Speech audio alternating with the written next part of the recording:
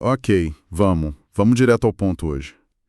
O nome é Tímina e, assim, a primeira coisa que chama atenção nas fontes, né, especialmente naquele artigo principal do site Teologia do Diego Pereira do Nascimento, é que Tímina não é uma coisa só. Aparece como cidade, aparece como nome de gente importante, lá na genealogia de Edom, e até como um vale ligado às minas de Salomão, mas isso é outra história, para outro dia, talvez. A nossa ideia aqui é tentar desvendar um pouco a história e o significado por trás desse nome, Tímina, focando mais na cidade mesmo, sabe? Aquela na região da Cefelá, que foi palco de umas histórias bem conhecidas com figuras tipo Judá e o famoso Sansão. A gente tem esse artigo como guia, né? Mas vamos conectar também com o contexto arqueológico, geográfico. Exatamente. E o interessante é que quando a gente junta essas peças, o texto bíblico, a arqueologia, a geografia, a gente percebe que Tímina, mesmo talvez não sendo uma capital gigantesca, sabe? Era um ponto super importante, um lugar de fronteira, de encontro e, claro, de muito conflito entre povos diferentes ali. Então, vamos começar pela cidade mesmo. Geralmente a gente lembra dela por causa do Sansão, né? Lá na época dos juízes. Mas a história do lugar é bem mais antiga, não é verdade? Sim, sim, muito mais antiga.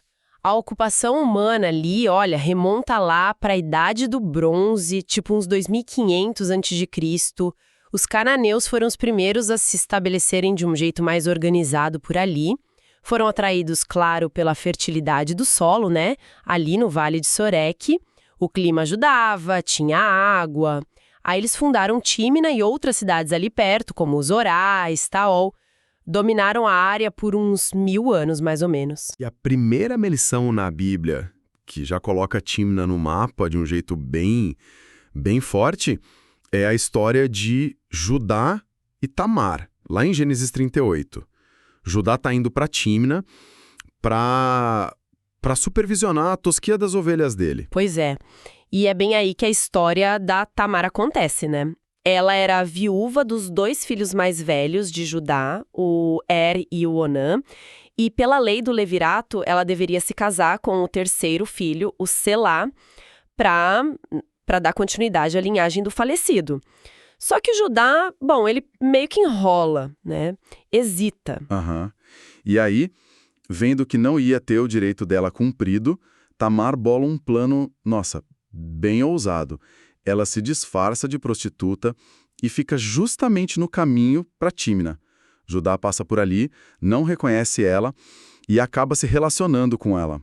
Como ele não tinha o pagamento na hora, ele deixa o selo pessoal dele e o cajado como garantia. Isso. E o ponto crucial aqui, sabe, além de todo o drama familiar, que é super intenso, é que esse episódio, mesmo Tímina sendo quase um cenário secundário ali na história, já mostra alguma coisa sobre o lugar. Indica que Tímina era um local de passagem, talvez com alguma atividade comercial rolando, importante o suficiente para ser o destino do Judá e o palco dessa trama toda. A arte depois até pegou essa cena, né? Tem aquela pintura do Horace Vernet, Judá e Tamar. Interessante. Aí, avançando no tempo, né, alguns séculos, por volta de 1500 a.C., mais ou menos, o cenário muda bastante. Chegam os filisteus. Sim, chegam os filisteus. Eles vêm do mar, conquistam cidades cananeias ali na costa e na Baixa Cefelá.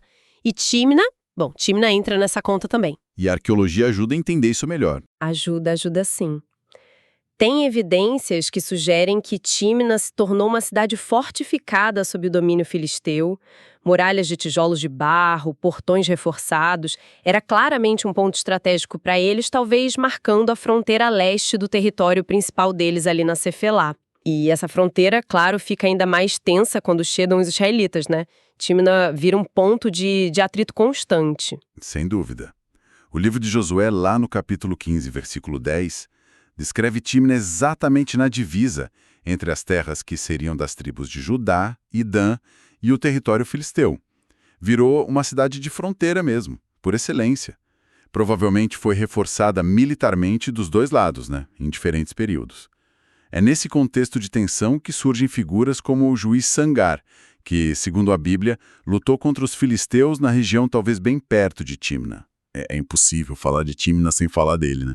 Ele era da tribo de Dan, morava justamente ali, nessa zona de conflito, e a história dele com Tímina começa de um jeito curioso, com um casamento.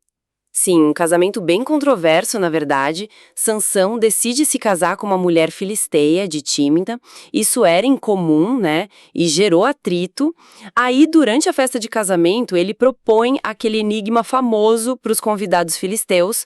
O prêmio pela resposta certa ou o pagamento se errassem era tipo 30 conjuntos de roupas finas. Puxa, uma aposta alta pra época. E a coisa toda, bom, desanda rápido, né? Os filisteus vão pra cima da noiva pra conseguir a resposta. Exato. Sob a ameaça, ela acaba conseguindo a resposta do Sansão e conta para os compatriotas dela. Quando eles dão a solução do enigma, o Sansão percebe na hora a traição. E a reação dele é explosiva. Ele vai até Ascalon, outra cidade filisteia, mata 30 homens, pega as roupas deles para pagar a aposta lá em Tímina e abandona a esposa. Volta para casa. O sogro, né, pragmaticamente dá a filha em casamento para outro homem. Mas a história do Sansão com Tímina não acaba aí, né? Ele volta depois, parece que querendo reatar com a esposa. Isso. E aí descobre que ela foi dada a outro. A vingança do Sansão é devastadora e atinge Tímina em cheio. Ele captura um número impressionante de raposas, 300, segundo o texto, amarra tochas nas caudas delas e solta nos campos cultivados ao redor da cidade, queimando tudo. Cereais, vinhas, olivais.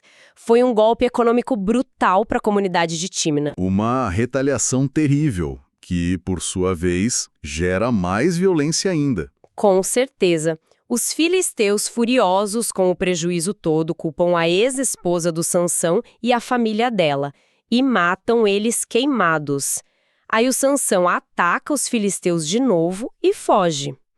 Tímina fica marcada por esse ciclo de violência extrema. Nossa, é uma sequência de eventos que mostra bem essa tensão brutal que existia ali na fronteira, né? Exato. Tímina, como cidade, estava bem no olho desse furacão. E depois desses episódios todos tão turbulentos, o que aconteceu com a cidade? A Bíblia parece que não detalha muito o fim dela. Não diretamente. Mas a gente pode inferir, né? Esses conflitos constantes com certeza enfraqueceram Tímina. E mais tarde, a ascensão de impérios maiores, tipo a Síria e depois a Babilônia, que varreram a região, isso provavelmente selou o destino da cidade. Assim como aconteceu com outras cidades ali da Cefelá, Tímina deve ter sido destruída ou talvez a população deportada. Os achados arqueológicos no local, que é o principal candidato a ser Tímina, eles vão mais ou menos até os séculos 8, 7 a.C., justamente o período do auge do domínio assírio ali. O silêncio bíblico e arqueológico depois disso sugere que a cidade perdeu relevância ou simplesmente deixou de existir como um centro importante. Falando em arqueologia, a localização exata ainda é meio um quebra-cabeça, certo? A fonte menciona 2 candidatos principais. Sim. A identificação não é 100% certa, o que é bem comum na arqueologia bíblica, né? Os 2 locais mais prováveis são Khirbet Tibnev e Tel Butashi. Os 2 ficam ali na região da Cefela. Khirbet Tibnev foi sugerida primeiro pelo Albright lá nos anos 20, mas as escavações lá, apesar de limitadas, encontraram mais material de períodos posteriores, sabe? Greco-romano, bizantino, do que da Idade do Ferro, que seria a época do Sansão. Entendi. E o Tel Butashi? O Tel Butashi foi escavado de forma mais extensa, e lá encontraram uma cidade fortificada com características que poderiam sim se encaixar na Tímina da Bíblia, inclusive com evidências de ocupação filisteia e israelita nos períodos certos. Mas falta aquela prova definitiva, sabe? Tipo, uma inscrição com o nome da cidade, algo assim.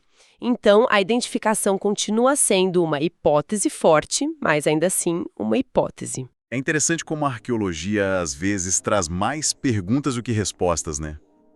Mas olha só, enquanto a cidade de Tímina tem essa história ligada a Israel, aos filisteus, o nome Tímina aparece em outro contexto também, não é? Ligado aos edomitas. Exato. E aqui a gente tem outra camada fascinante da história. Enquanto a cidade de Tímina está lá no território disputado entre Israel e Filisteia, O nome Tímna aparece várias vezes na Bíblia, associado a figuras importantes de Edom, os descendentes de Esaú, irmão de Jacó, né? E o curioso é que nenhum deles é israelita.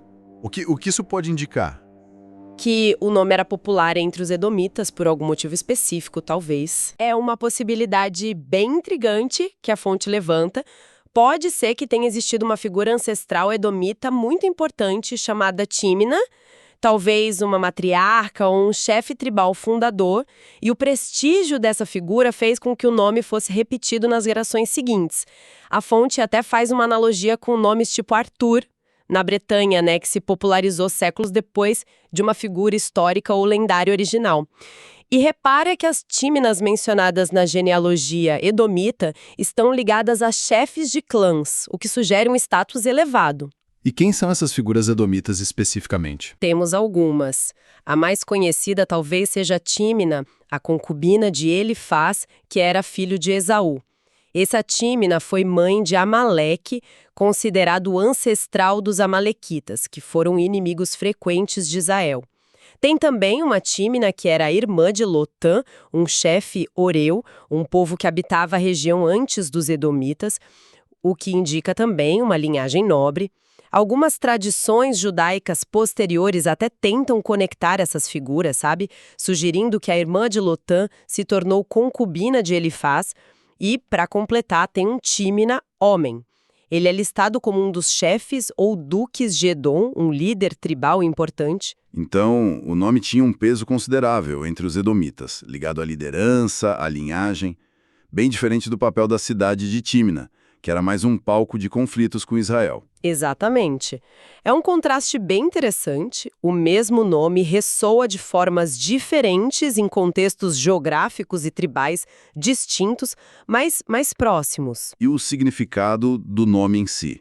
A fonte chega a mencionar isso? Sim, menciona. O nome Tímna, em hebraico Timnar, parece derivar de uma raiz que significa porção ou parte. Porção ou parte? Isso é bem sugestivo, né? Pensando em toda a história que a gente discutiu. Muito sugestivo, né? Se a gente pensa na cidade de Tímna, ela era literalmente uma porção de terra disputada ali na fronteira. Uma parte do território que ora pertencia a um povo, ora a outro. E nas histórias que aconteceram lá, a gente vê esses temas de divisão, de partilha. A aposta do Sansão envolvia partes de roupa. A esposa que foi dada, partilhada com outro homem, a própria divisão entre Israel e Filisteia. É verdade. E mesmo no contexto edomita, o nome Tímna está ligado a genealogias, a linhagens que definem quem pertence a qual parte ou clã daquele povo. E, claro, a própria rivalidade histórica entre Israel, que é Jacó, e Edom, que é Esaú, dois irmãos cuja herança foi dividida, né? É uma conexão poderosa, sem dúvida. A combinação dos relatos bíblicos, dos achados arqueológicos e até das lacunas arqueológicas e mesmo das genealogias edomitas, tudo isso pinta um quadro bem complexo. Tímna não é só um pontinho no mapa antigo. É um nome que carrega ecos de identidade, de pertencimento e, talvez, inevitavelmente, de conflito sobre quem detém qual porção. Então, resumindo tudo isso, Tímna emerge como um microcosmo das dinâmicas daquela região antiga. Uma cidade estratégica na fronteira, palco de dramas humanos intensos, conflitos tribais, cuja identificação exata ainda nos escapa um pouco. E, ao mesmo tempo, um nome com uma ressonância própria em outra cultura vizinha, a edomita. Precisamente. Essa análise nos leva além de uma simples aula de história ou de geografia bíblica, né? Mostra como um único nome pode abrir janelas para a gente entender as tensões culturais, políticas e até familiares que moldaram aquela paisagem e aqueles povos. A história de Tímna, seja da cidade ou das pessoas com esse nome, é uma história de limites, de divisões, de quem fica com qual parte. Fica aqui, então, uma provocação final para a nossa reflexão. Se Tímna significa porção ou parte, e a história dela é tão marcada por fronteiras disputadas, por casamentos rompidos, vinganças por terras queimadas, linhagens separadas como Israel e Edom, Será que esse nome, por si só, não encapsula simbolicamente a própria natureza da luta por espaço, identidade e pertencimento naquela terra antiga? Uma luta sobre como as porções são definidas, distribuídas e defendidas, algo que de certa forma continua a ecoar naquela região até os dias de hoje. Fica aí para a gente pensar.